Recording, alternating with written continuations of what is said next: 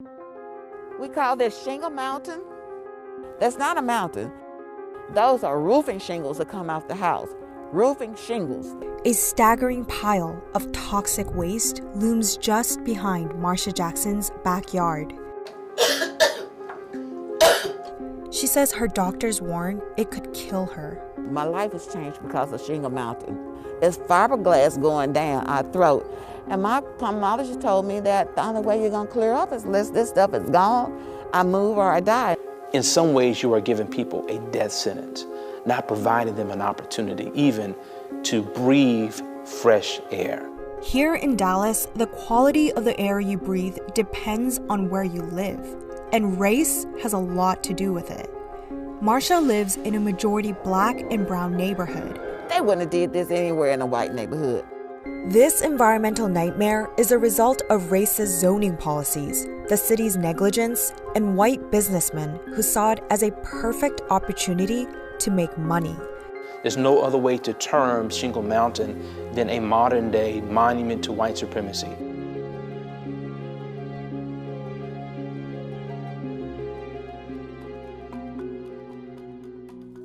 Stop. He's real wild.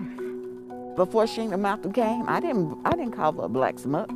I didn't have to clear my voice often. I didn't have the itching and the stinging and burning in my throat, from the fiberglass. When Marsha first moved to the neighborhood of Floral Farms in southern Dallas, she imagined green space and fresh air for her children and animals to run around in. But now, walking her dog is the only time she's outside. I've been here 25 years. It didn't look like this at all when I first moved here. Everything changed in January 2018 when Blue Star Recycling started illegally grinding up shingles. And now her 12-year-old granddaughter's asthma is only getting worse. When you have the child have to increase their inhalant just to breathe, that is alarming. Blue Star Recycling never actually had a permit to dump the shingles, but the city initially ignored both the growing dump and Marsha's cries. If they had listened to my calls, they had responded to me, this would have never happened. And I often wonder, is the city dogs trying to tell us that they do not care about Black and brown neighborhoods? As Marsha staged a legal battle against the company and city, the dumping finally stopped in 2019. But Blue Star Recycling CEO Chris Ganter filed for bankruptcy, shut down the company, and walked away without cleaning up after the mess. Ganter declined our requests for comment. This right here, Shingle Mountain, right next to me, they let Blue Star Recycling walk away. I'm so furious about the city of Dallas. They're not paying not 1 cent. With no one taking responsibility for the waste, Shingle Mountain and its toxins sat there, eating away at Marsha's health. We went to visit Marsha the next morning, and her symptoms were obvious. I took 12 pills a day, and that's just too much for anybody's body to be taking that kind of medicine. Excuse me. That's inflammation in my vocal cords, and it's just when I talk, it's going in and out and in and out. So I do feel like Shingle Mountain's killing me. Didn't have these issues at all, none whatsoever. Didn't have no idea of moving here and thinking that if I be outside for an hour or two or something, that I'm gonna come in and have some very headaches the way I do and have.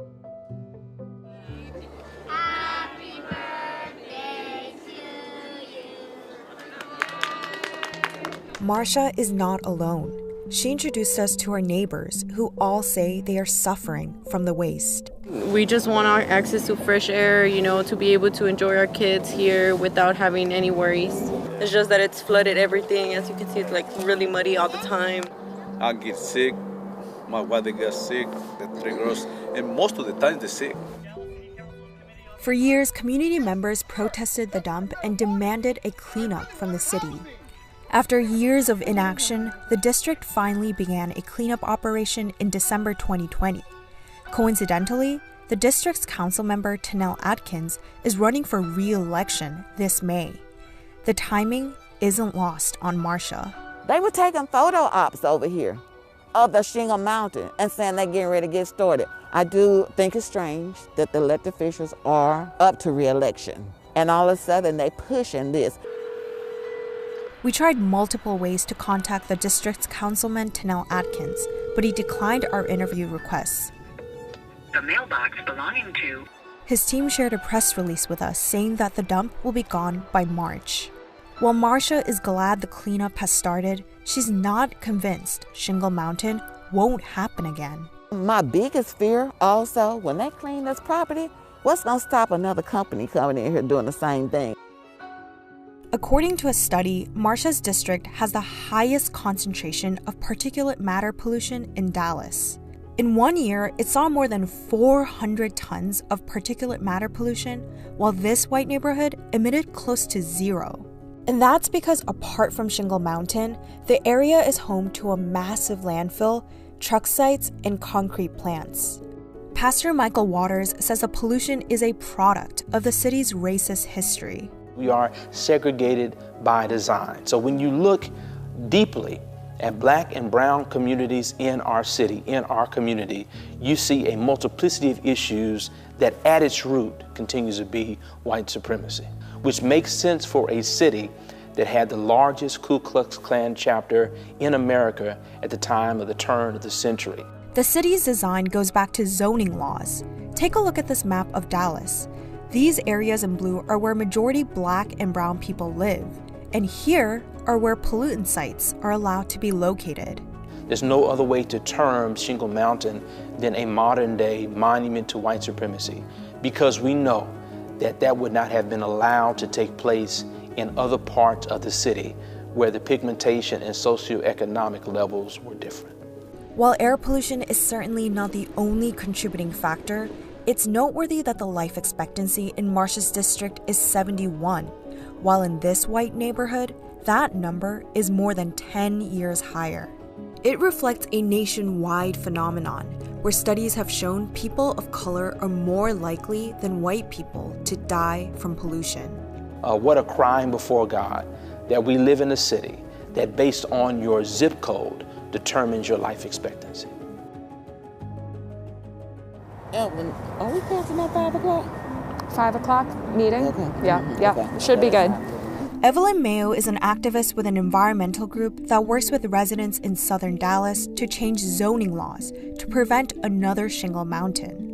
She took us to a street across Marcia's home to show us how industrial activity has affected other homes in the area. We're on Bermuda Road, which is what appears to be fairly residential, what you're seeing on this side. But this entire street is zoned industrial, which is problematic because really harmful uses can come into this community by right. As you can see, we have this 18-wheeler coming by because at the end of the street, there's an industrial operator. And that's only possible when you have industry and homes mixed together. During the time we were on the street, we witnessed the pollution almost every few minutes. Evelyn says the trucks that have disrupted this street of mainly Latino families is evidence of racist zoning policies. Cities concentrate things they don't want to see, whether that's Black and brown people or poor people, with uses that they don't want to see, such as industry.